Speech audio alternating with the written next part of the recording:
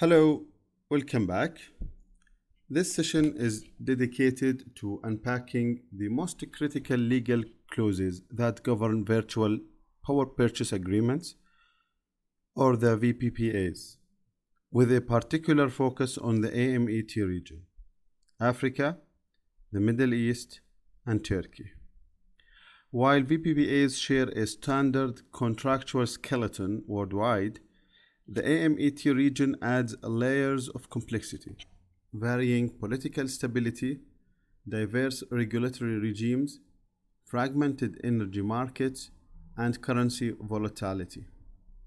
Our goal is to explore how these clauses should be drafted, negotiated, and enforced in a way that protects both buyer and seller, meets sustainability objectives, and ensures bankability.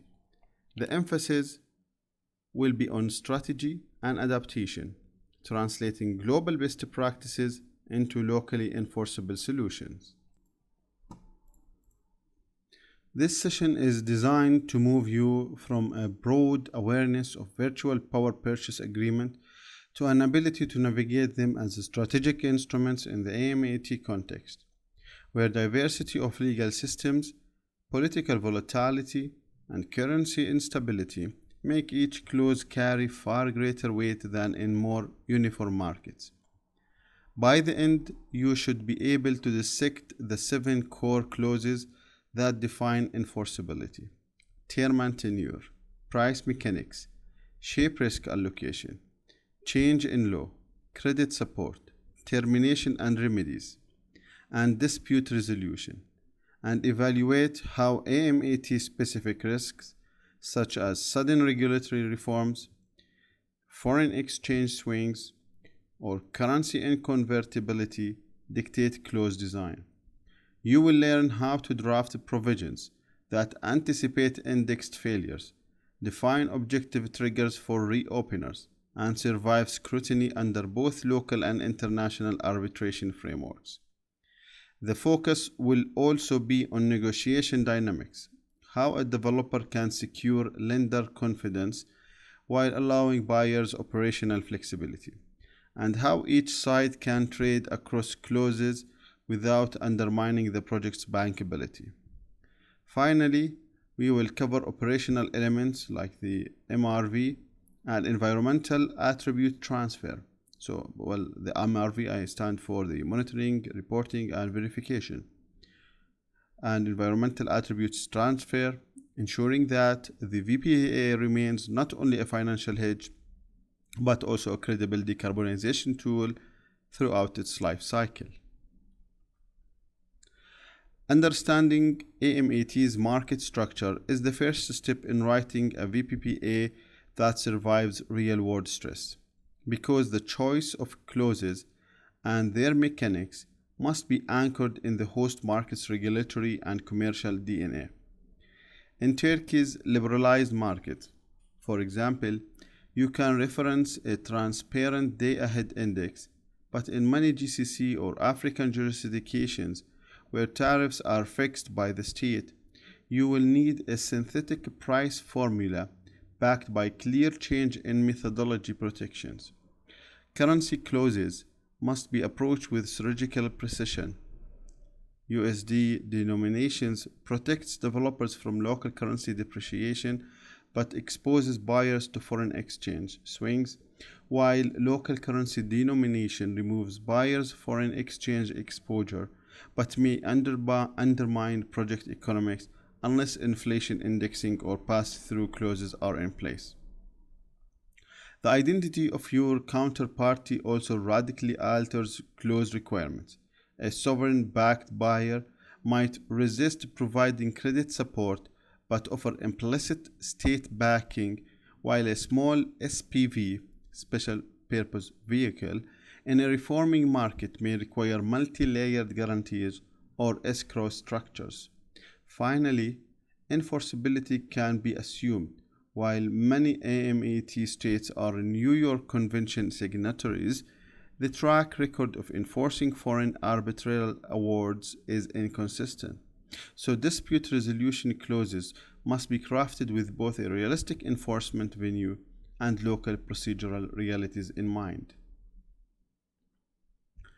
Before diving into clause by clause drafting, it is essential to remember that a VPPA is essentially a financial swap, a contract for differences, where the buyer and the seller settle the monetary difference between a fixed strike price and a floating reference price, usually based on market wholesale rates. There is no physical transfer of electrons to the buyer's facility. Instead, the project's generation is sold into the grid, and the financial settlement is handled bilaterally. This means that the quality and stability of your reference index is mission critical. If it is politically influenced, illiquid, or prone to delayed publication, your hedge can quickly become meaningless, which is why a structured fallback cascade is non-negotiable. Equally important is recognizing that virtual does not erase shape and basis risks. Generation and consumption profiles rarely match perfectly, and unless the VPPA allocates this mismatch clearly, disputes over imbalanced costs are inevitable. Finally, the delivery of environmental attributes such as the IREX or the EKJ certificates, that's the one for Turkey, operates under a separate contractual mechanism with its own requirements for transfer timing, exclusive title, and claim integrity. Without this, the VPPA loses its value as a decarbonization instrument for corporate ESG reporting.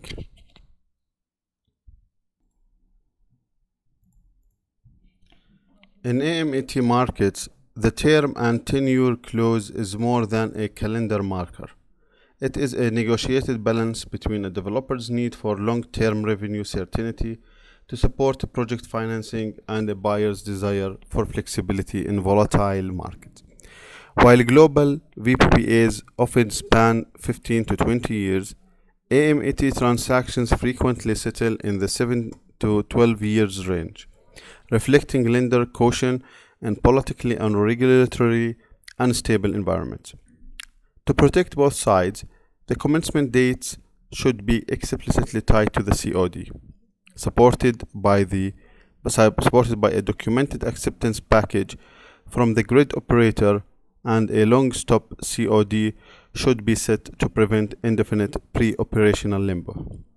If the COD is missed due to the seller's fault, buyers may seek termination rights with liquidated damages.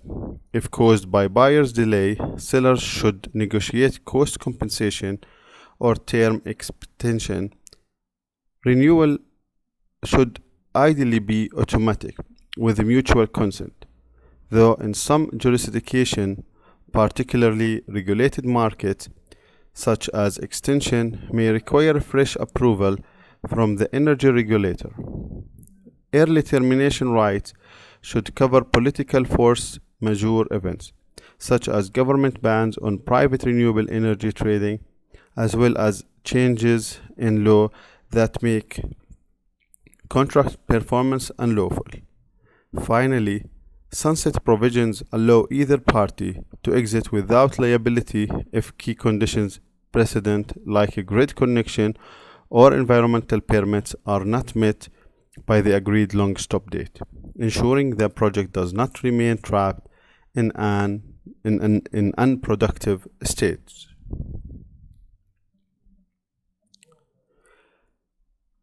Price mechanics are the financial heartbeat of the VPPA, and in the AMET, they must be engineered to survive both short-term shocks and long-term structural shifts. Choosing USD as the strike currency offers developers a hedge against local currency depreciation, but exposes buyers to foreign exchange volatility. Conversely, local currency pricing shields buyers but leaves sellers vulnerable unless paired with CPI or foreign exchange indexation. In some cases, hybrid split currency invoicing allows each party to manage its risk within familiar financial instruments. To further control volatility, floors and caps often arranged as collars, create a predictable range for settlements, while bandwidth triggers tied to cumulative deviation can initiate a price reopener without disrupting the contract's core terms. The choice of reference index is pivotal. A transparent, liquid exchange published index offers price integrity, but in regulated or illiquid markets, a synthetic formula or administered tariff may be unavoidable, demanding a well-defined fallback hierarchy in case of methodology changes or publication failures. Finally, planned reopener points, perhaps in years 3, 5, or 8, give both sides a formal opportunity to adjust for substantial markets or policy shifts, reducing the risk of entrenched disputes while preserving the overall deal structure. Shape and volume risk management in AMET requires a realistic understanding of both generation and consumption dynamics, as climatic extremes and infrastructure constraints mean that seasonal and daily demand profiles rarely match renewable output curves.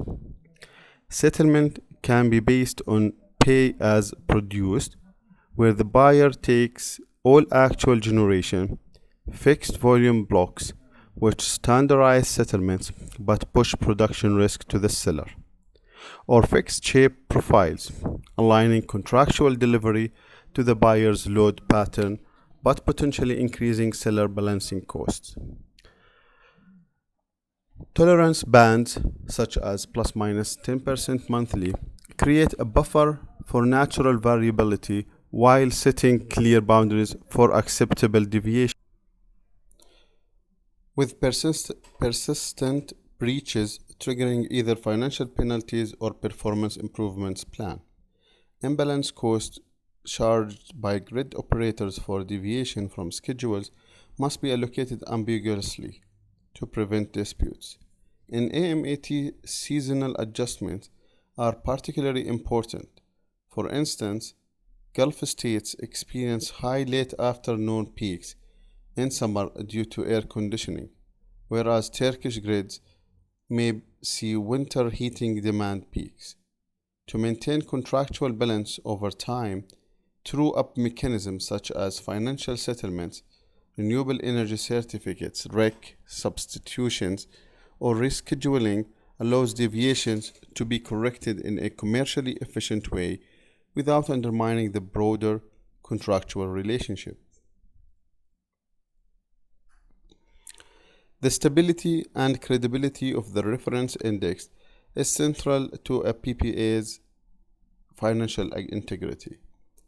And in the AMET, where price setting mechanism may be politically influenced or operationally fragile, this risk requires contractual hardwiring. Quality tests covering transparency, liquidity, publication timelines, and resistance to manipulation should be explicitly stated, with the failure of any triggering remedial actions. A change in methodology, such as shifting from marginal cost to cost plus pricing, should not lead to immediate termination, but instead activate a recalibration process designed to restore the original economic intent of the deal under a no windfall, no loss principle. A fallback cascade ensures continuity. Start with the primary index, then a secondary source, and if both fail, an independent expert applies a predefined calculation method using agreed data sources. For short-lived outages, say under 48 hours, a deemed price mechanism using the last published rate adjusted by a recognized proxy index can keep settlement on track without administrative delays. Audit rights, including access to raw data and the ability to commission independent verification, protect both parties from errors or intentional misstatements, ensuring that the settlement process remains transparent and defensible.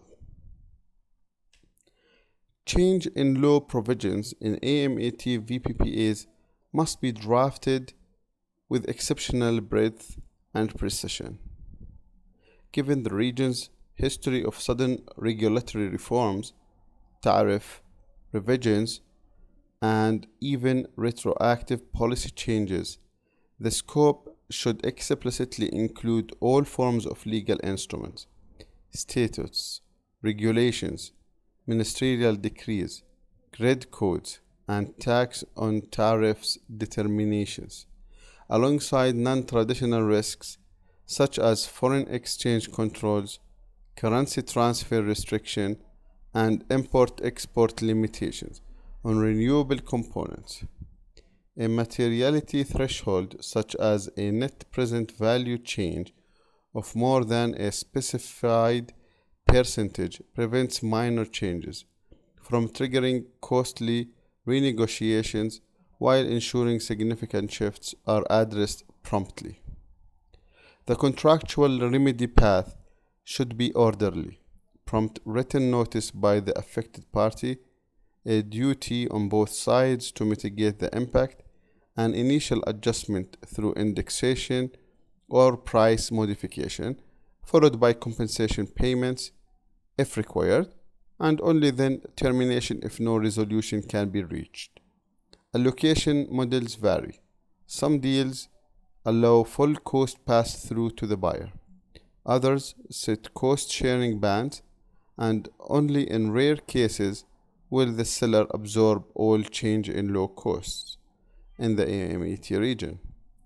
In politically volatile markets, stabilization clauses, long used in extractive industry contracts, can be adapted to freeze fiscal and regulatory conditions for the VPPA's duration, providing lenders with the certainty needed to commit long-term capital. In the AMET context, environmental attributes often hold as much strategic value as the financial hedge itself, particularly for corporate buyers seeking to meet science-based targets or RE100 commitments. The delivery clause must set a clear and auditable process, transfer of certificates, IREC, YEK, or equivalent, into the buyer's designated registry account within a defined period after generation, accompanied by cancellation evidence to prevent resale or double counting. The seller must warrant exclusive title, free from any security interest, and confirm that no other party has claimed or will claim the associated environmental benefit. Claim integrity requires explicit alignment with the GHG protocol and any other relevant market guidance, as failure to meet evolving standards could undermine a buyer's environmental sustainable goals disclosures, or the ESGs. A change in standard provision ensures that if accounting frameworks or certification rules change mid-term, both parties adjust delivery formats and processes to maintain claim validity. Where attribute shortfalls occur, remedies should include a defined window for make-up deliveries, or failing that, a cash-settled damage amount pegged to the prevailing market price of equivalent certificates, ensuring the buyer's sustainability reporting remains intact. In AMT VPPAs, the credit support clause acts as a financial shock absorber, ensuring that settlement obligations remain secure throughout the contract's life, even if one party's financial condition deteriorates. Acceptable instruments range from parent company guarantees, common when dealing with large multinationals, to standby letters of credit issued by top-tier banks, or escrow accounts holding prepaid amounts in higher risk jurisdiction. The amount should be calculated based on a rolling forecast, typically covering several months of anticipated net settlements plus the market value of any undelivered environmental attributes. Ensuring adequate coverage without over-collateralizing cure and replacement periods must balance operational feasibility with risk mitigation. So 10 business days may suffice in a well-banked market, while 20 to 30 days might be necessary in jurisdiction with the slower banking system. Step-in rights give lenders the option to assume a defaulting party's obligations, preventing termination and protecting both project's revenue stream and debt service obligations. Additional security triggers should be objective and measurable. Credit rating downgrades below a specified threshold, adverse changes in ownership, or breaches of financial convenience, allowing the non-defaulting party to demand enhanced credit support before payment risk escalates.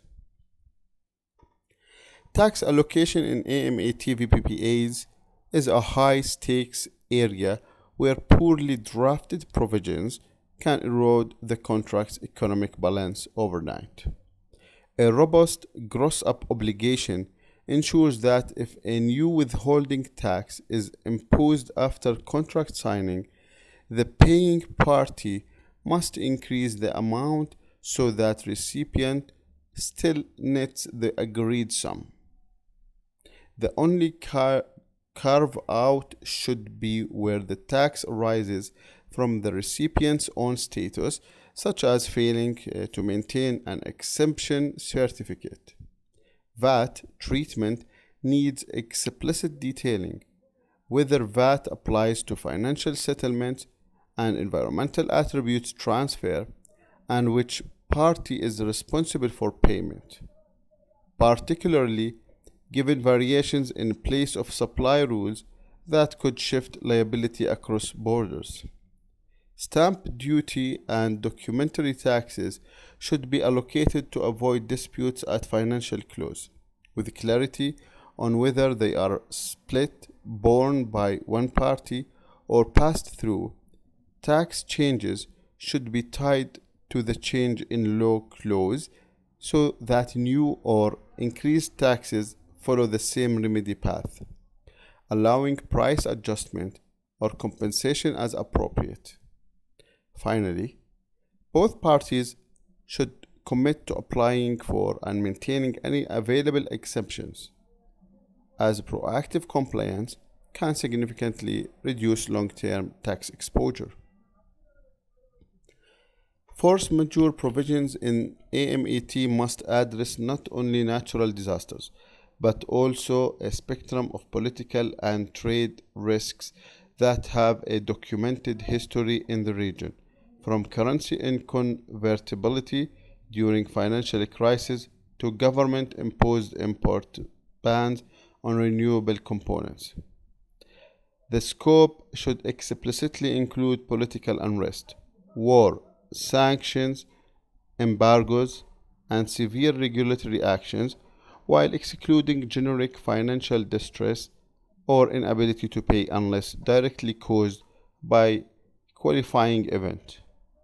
Procedurally, the affected party should be required to provide prompt written notice, followed by regular status updates, and to take all commercially reasonable steps to mitigate the impact.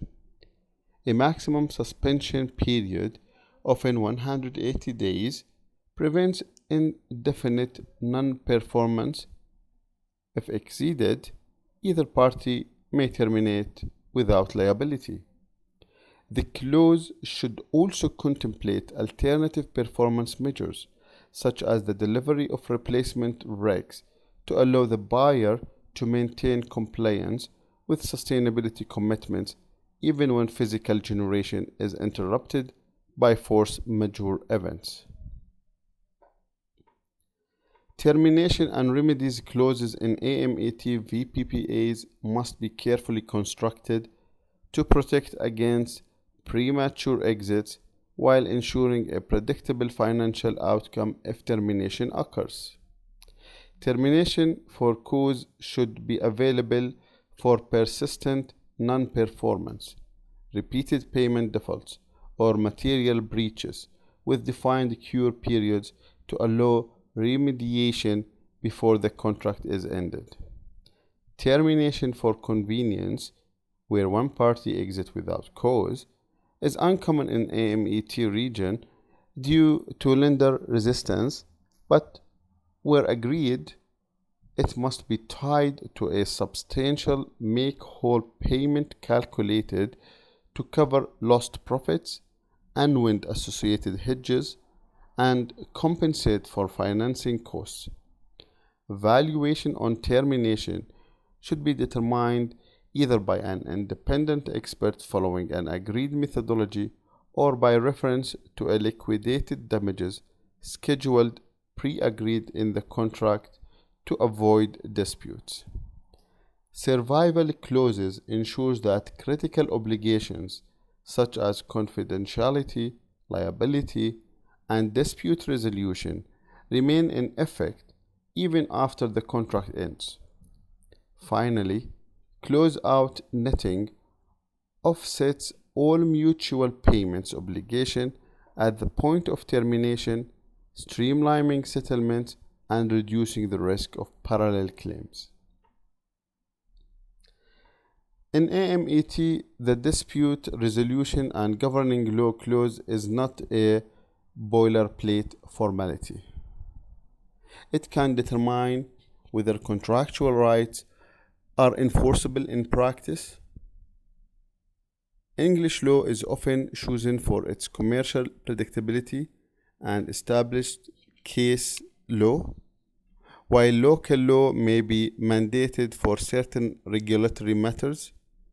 In some cases, a hybrid approach is used.